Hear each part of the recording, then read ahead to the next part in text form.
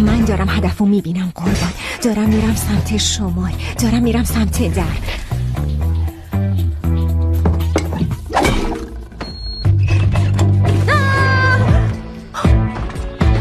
اوه نه، تو چی کار کردی؟ تو یه لحظه صبر کن، من تو رو میشناسم. تو همون گربه تو پارکی که با دو چرخم تصادف کرد. این خصومت شخصیه یا یه جور خرابکاری واسه انتقامه؟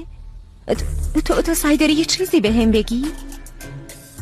خیلی خوب، دو بخشیه، یه کلمه، یه فیلمه، یه کارتونه.